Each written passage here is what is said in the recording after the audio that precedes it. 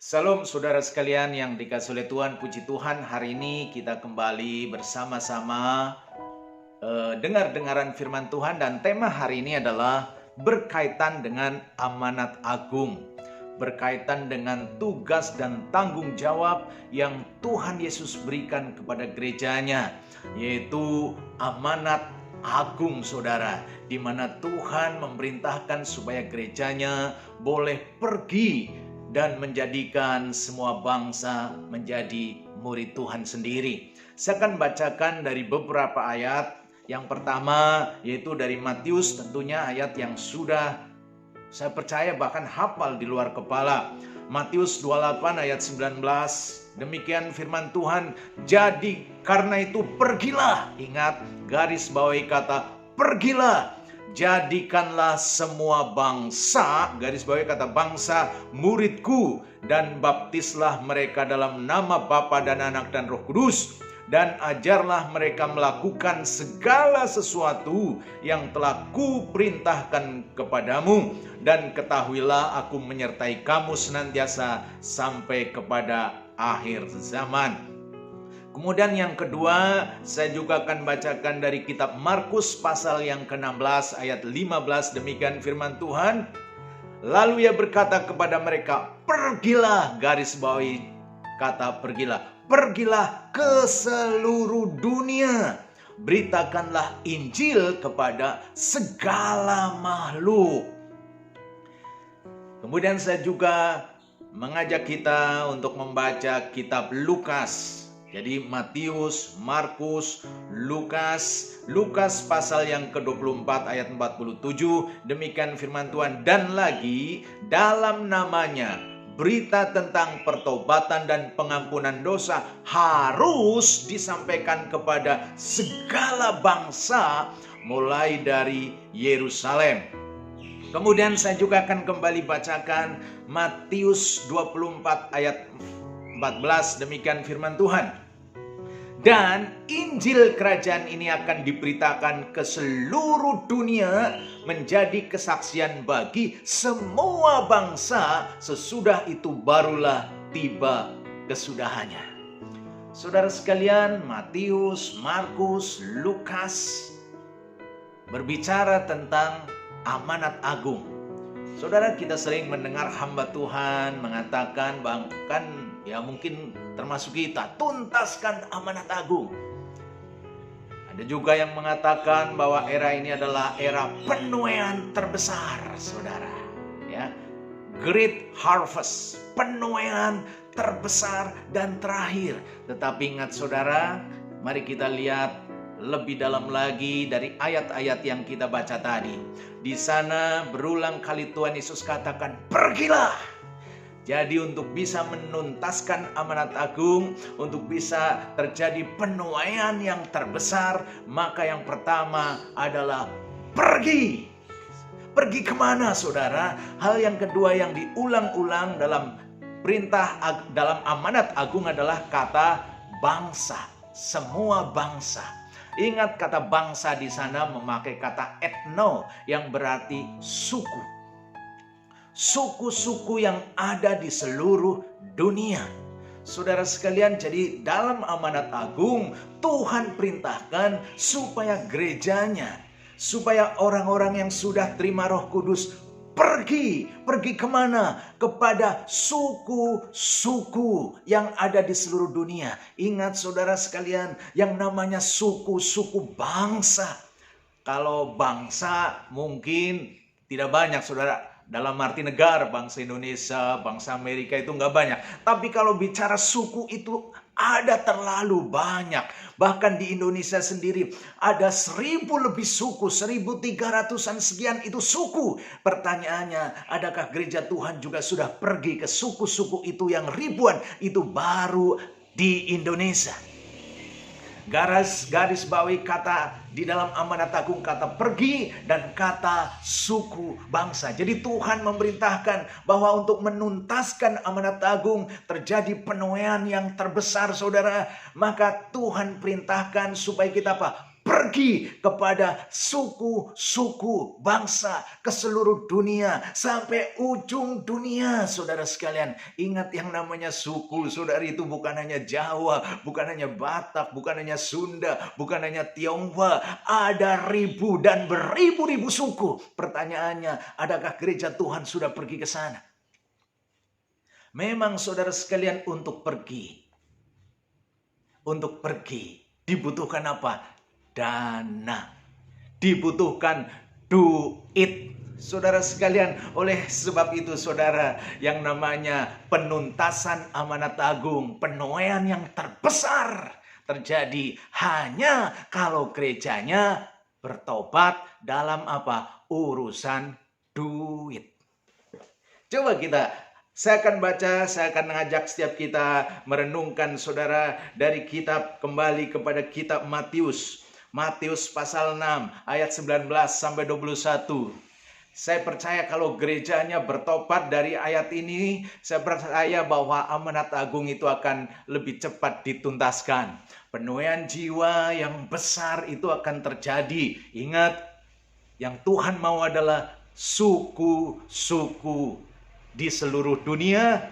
Mulai dari apa? Mulai dari tempat di mana Tuhan tempatkan kita. Saya baca saudara, kalau gereja betul-betul bertobat dari ayat ini, saya percaya amanat agung itu akan dituntaskan.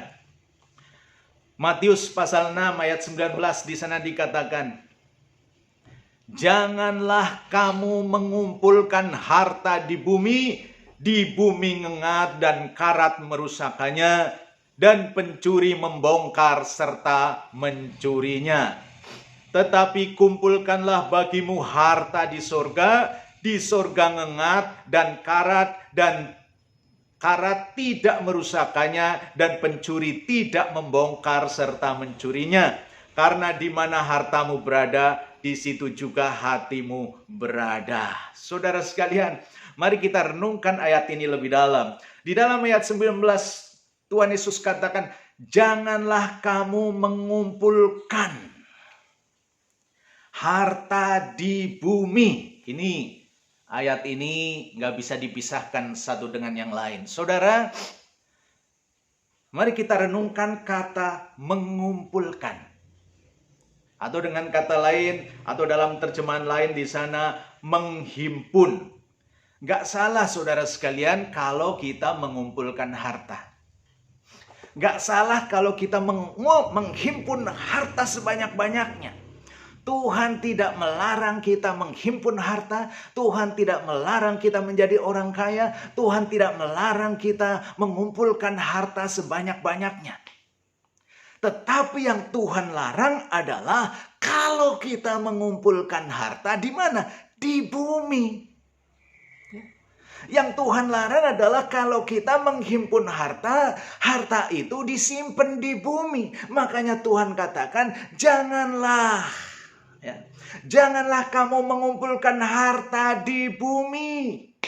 Kalau dalam firman Allah yang hidup, terjemahan firman Allah yang hidup di sana dikatakan, janganlah kalian menimbun harta benda di bumi ini. Mari kita renungkan saudara. Kalau mau jujur, sekarang masih banyak orang Kristen masih banyak mengumpulkan hartanya di bumi, saudara. Di mana?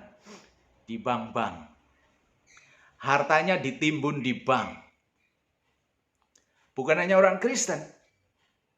Gereja tingkat lokal, bahkan sampai tingkat sinodal, mengumpulkan harta, menimbun harta. Menarik harta, kemudian ditimbun dan dikumpulkan di mana? Di bumi. Di bumi di mana? Di bank-bank yang ada di bumi ini. Mari kita renungkan. Kalau harta yang begitu banyak masih dikumpulkan di bumi, mari kita renungkan dengan jujur. Berarti melanggar firman Tuhan ini apa tidak? Firman Tuhan katakan, janganlah kamu menimbun harta di bumi.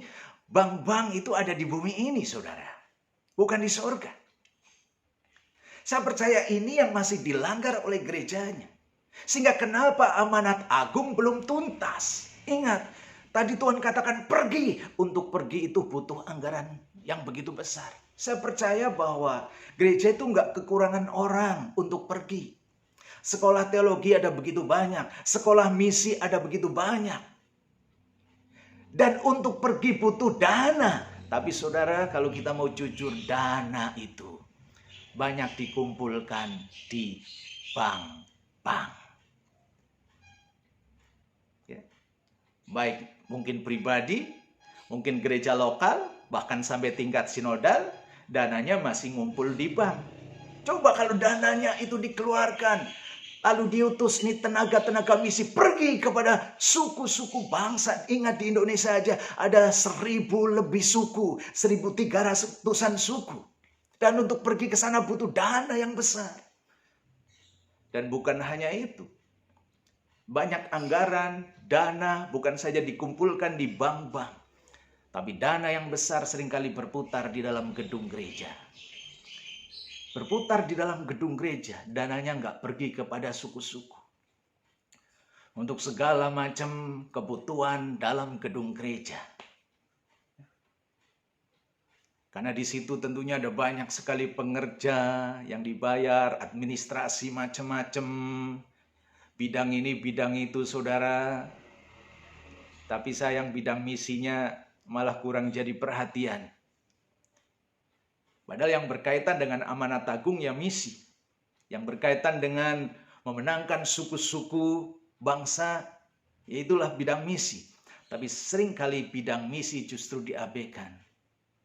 Dananya lebih banyak berputar di dalam satu gedung yang namanya gedung gereja. Jadi bukan saja ngumpul di bank-bank yang ada di bumi ini, tapi juga berputar dalam gedung gereja. Tapi hari ini Tuhan berkata, janganlah kamu mengumpulkan harta di bumi. Di bumi ngengat dan karat merusakannya, dan pencuri membongkar serta mencurinya. Jadi ayat yang ke-19 Tuhan larang, saudara, melarang untuk mengumpulkan harta di bumi. Ya, di bumi ini, di dunia ini. Termasuk di dalamnya berarti di bank-bank, saudara. Nggak salah kita naruh uang di bank, tapi jadikan bank itu sebagai tempat singgah. Ya. Tempat singgah saja, bukan tempat menimbun, bukan tempat mengumpulkan. Hal berikutnya di dalam ayat berikutnya, ini perintah.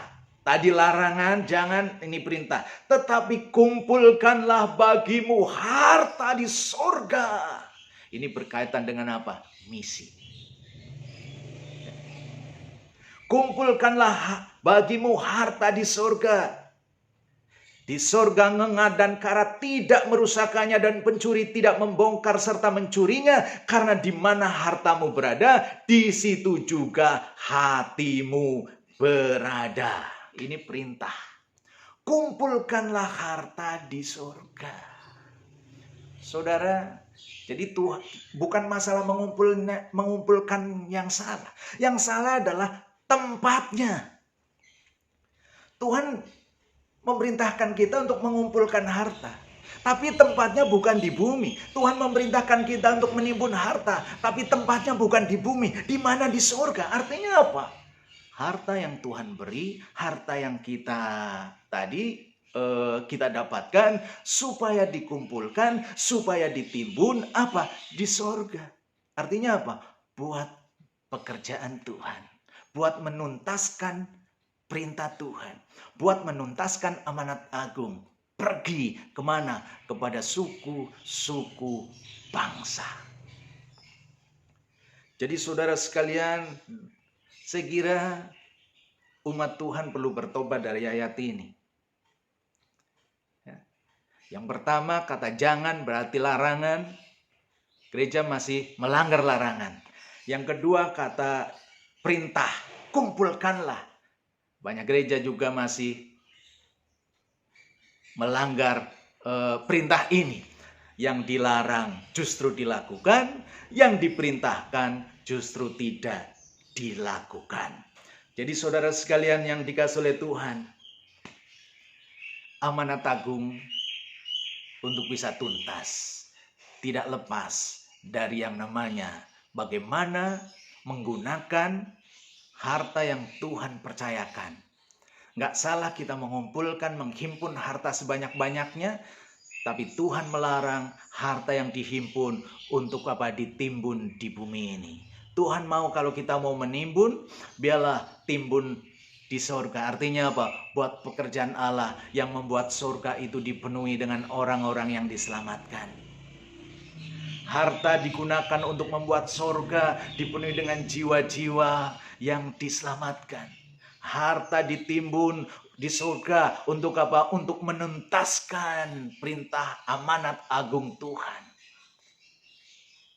Kepada mana? Kepada seluruh suku-suku yang ada dalam dunia ini. Mulai dari suku di mana Tuhan tempatkan kita, yaitu Indonesia.